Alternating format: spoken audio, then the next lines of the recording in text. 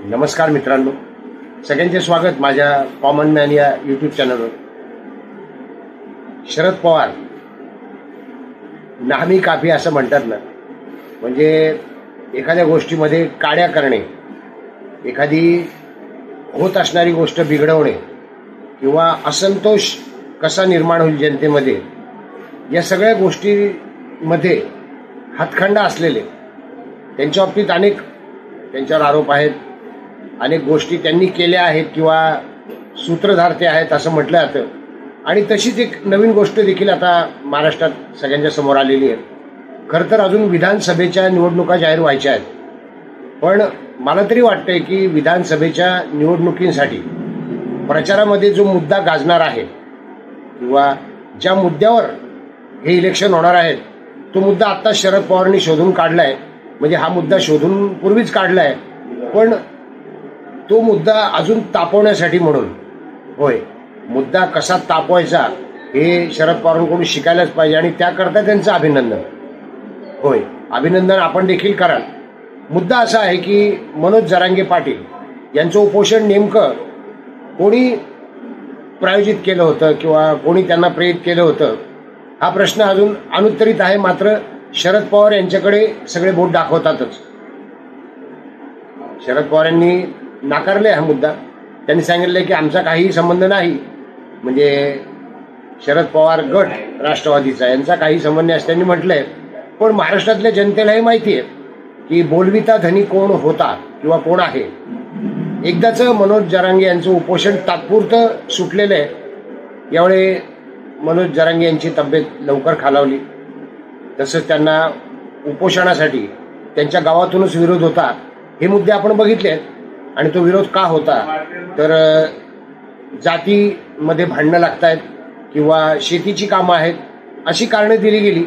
आणि त्याकरता आंतरवली सराटी गावातूनच त्यांना विरोध झाला. तरी देखील सगळं काही नाकारून, तो विरोध नाकारून मनोज जरांगे उपोषणाला बसले होते. त्यांना परवानगी नाकारली तरी सुद्धा यावेळी तब्येत लवकर खराब झाली आणि त्यामुळे ते उपोषण सुटलं. हा प्रकार आपण बघितलाय. पण ते उपोषण सुटत असतानाच मी एक व्हिडिओ बनवला होता की शरद पवार उपोषण सुटले तरी देखील स्वस्थ बसणारे नाही आहेत, नवीन मुद्दा काहीतरी आणतील. आणि मी म्हटलं होतं की शेतकऱ्यांमध्ये फिरतायत, शेतकऱ्यांच्या भेटीगाठी घेत आहेत, दुष्काळग्रस्त शेतकरी किंवा नुकसान झालेल्या अवकाळी पावसामुळे शेतकरी यांच्या भेटीगाठी शरद पवार साहेब घेत आहेत. आणि आता ते कदाचित शेतकऱ्यांचं आंदोलन उभं करणार आहेत असं मी ठाम म्हटलं होतं. माझ्यापेक्षा फास्ट येतो, म्हणजे तुम्ही जेवढा विचार करता आपण सगळे त्याच्यापेक्षा फास्ट आहेत शरद पवार. ते गेले शेतकऱ्यांच्या भेटायला, शेतकऱ्यांना भेटायला, शेतकऱ्यांच्या भेटीगाठी घेतल्या आणि एकीकडे त्यांनी पुन्हा नवीन उपोषण सुरू करायला लावलं असं माझं मत आहे. अर्थात ते उपोषण कोण करतंय, तर लक्ष्मण हाके, ओबीसी साठी लक्ष्मण हाके आणि त्यांचे सहकारी उपोषणाला बसलेले आहेत. आता लक्ष्मण हाके हे नाव मी तरी पहिल्यांदा ऐकलं. म्हणजे ते ओबीसी चळवळीतले नेते आहेत काय, त्यांचं योगदान काय ओबीसी चळवळीमध्ये, हे सगळं आता संशोधनाचा विषय आहे. ओबीसी चळवळीमधले मी ओळखतो ते नेते आहेत. बबनराव तायवाडे ओळखतो, छगन भुजबळ ओळखतो, एक ओबीसी नेते म्हणून त्यांना मान्यता मिळालेली आहे. हे नवीन नेते उदयाला आलेले आहेत आणि त्यांची तळमळ खरीच असेल अर्थात, कारण उपोषणाला कोणी उगाच बसत नाही. पण आता हे उपोषणाला बसलेत लक्ष्मण हाके साहेब. त्यांचे 5 दिवस झाले तरी उपोषण सुटलेलं नाहीये. काल शिष्टमंडळ गेलं होतं भेटीला आणि संदीपान भुमरे यांनी त्यांची भेट घेतली. मात्र ते आपल्या मागणीवर ठाम आहेत. आणि मागणी नेमकी कोणती आहे, की आम्हाला लेखी आश्वासन हवं आहे सरकारकडून की ओबीसीच्या आरक्षणाला धक्का लागणार नाही मराठा आरक्षण देताना. म्हणजे बघा कसा हा सगळा गोंधळ आहे. एकीकडे मनोज जरांगे साहेब सगळे सोऱ्यांचं आम्हाला आरक्षण पाहिजे, सगळे सोऱ्यांचं आणि कुणबी दाखले हवेत आणि ते ओबीसीमधूनच हवेत, या हट्टाला पेटलेत. आणि ती मागणीसाठी त्यांचं यावेळेचं उपोषण होतं. खरं तर 10% आरक्षण मिळूनही मनोज जरांगे यांचं समाधान का झालेलं नाही, हा प्रश्न माझ्यासारख्या सर्वसामान्य व्यक्तीला पडणं स्वाभाविक आहे. पण शेवटी म्हणतात ना की त्यांचेही काही मुद्दे असतील आणि त्यामध्ये हा मुद्दा आहे की कोर्टात आरक्षण टिकणार नाही आणि ऑलरेडी जे आरक्षण आहे कुणब्यांचं ते फक्त द्यायचं राहिलं होतं, सर्टिफिकेट नव्हते आणि मिळत नव्हतं. हा मुद्दा घेऊन मनोज जरांगे आता लढतायत आणि त्याच मुद्द्याच्या विरोधी लढतायत हाके साहेब. ते म्हणतात की आम्हाला आश्वासन द्या की ओबीसींच्या आरक्षणाला धक्का लागणार नाही, आणि असं आश्वासन लेखी राज्यपालांनी द्यायला हवं. बबनराव तायवाडे ओबीसी महासंघाचे हे या उपोषणाच्या विरुद्ध आहेत. त्यांनी टीका देखील केली आणि त्यांनी म्हटले स्पष्टपणे की असं आश्वासन पूर्वीच मुख्यमंत्री एकनाथ शिंदे यांनी दिलेलं आहे आमच्याकडे लेखी, आणि त्यामुळे आता असं नवीन आश्वासन मागण्याची काही गरज नाही. थोडक्यात काय तर वाद पेटतोय, ठिणगी पडली आहे. लक्ष्मण हाकेंच्या उपोषणाकडे सरकारने दुर्लक्ष केलं असेही काही वक्तव्य आलेली आहेत, आणि ते भारतीय जनता पार्टीच्याच नेत्यांकडून ती वक्तव्य आली आहेत.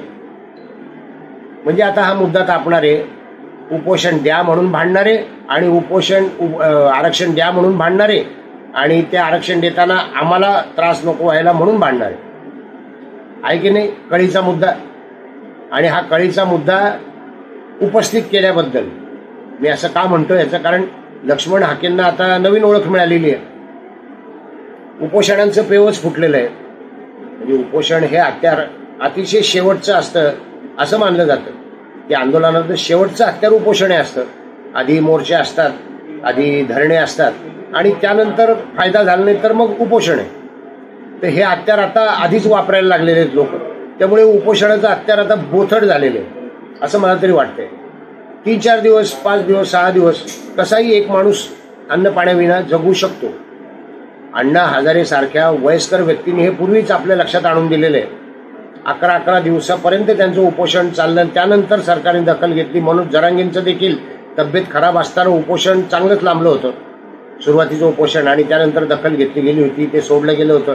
पण एकंदरीत उपोषणाचं हत्यार आता बोथट होतंय, आणि हे हत्यार बोथट करण्यामागे कोणाचा हात आहे? लक्ष्मण हाके यांना उपोषणा बसवण्यामागे कोणाचा हात आहे हा संशोधनाचा विषय. काही सोशल मीडियावर मी असं पण ऐकलं की भारतीय जनता पार्टीने त्यांना प्रेरित केलेलं आहे, आणि मराठा आरक्षण मिळू नये जे मनोज जरांगे साहेब मागतायत त्या पद्धतीने, म्हणून ओबीसींतर्फे भारतीय जनता पार्टीनेच उभं केलं आहे. आणि सर्वसामान्य लोकांना असंच वाटतं की शरद पवार, कारण विधानसभेच्या निवडणुका तोंडावर आहेत, आणि त्यावेळी हा आरक्षणाचा मुद्दा, आरक्षणावरून संघर्ष आणि ओबीसी विरुद्ध मराठा असा संघर्ष उभा राहिला तर त्याचा फायदा नक्कीच विरोधी पक्षांना मिळणार आहे, आणि म्हणून शरद पवार यांचं नाव देखील पुढे येतंय. गंमत आहे की नाही? खरी गंमत आहे. आणि म्हणून शरद पवार यांचं पण अभिनंदन करायलाच हवं की एक मुद्दा संपत नाही तोपर्यंत दुसरा मुद्दा त्यांच्या डोक्यात तयार असतो, तो मुद्दा लगेच पुढे देखील येतो, आणि आपल्याला काही कळायच्या आत तो मुद्दा गरम होतो. बघूयात. काल हाके साहेबांनी उपोषण काही सोडलेलं नाही, ते आपल्या मागण्यांवर ठाम आहेत. लेखी आश्वासन हवं आहे त्यांना, आणि सरकार, राज्यपाल देतील का? आणि ते दिल्यानंतर मग मराठा आरक्षण कसं सगळे सोयऱ्यांसकट देणार? कुणबी प्रमाणपत्र देऊन ते आरक्षण ओबीसीमधून कसं देणार? हा पुन्हा एक नवीन पेच सोडवतील. कारण सरकारचं हे कामच आहे की विरोधी पक्षांनी वेगवेगळी अस्त्र काढायची बाहेर, वेगवेगळे कृत्या लढवायच्या, आयडिया लढवायच्या, आणि सरकारला जेरी साडायचं. तर विधानसभेमध्ये आता उपोषणाचा मुद्दा पुन्हा गाजणार आहे असंच एकूण दिसतंय. अजून निवडणुका जाहीर व्हायला वेळ आहे, पण तोपर्यंत तरी बघूयात कुठपर्यंत हे उपोषण जातं, आणि पुन्हा मनोज जरांगे साहेबांनी जी महिन्याची मुदत दिली आहे ते त्यानंतर काय करतात. व्हिडिओत नवीन व्हिडिओत कॉमन मॅन सर. व्हिडिओ आवडला असेल तर लाईक करा, शेअर करा, सबस्क्राईब करा. धन्यवाद.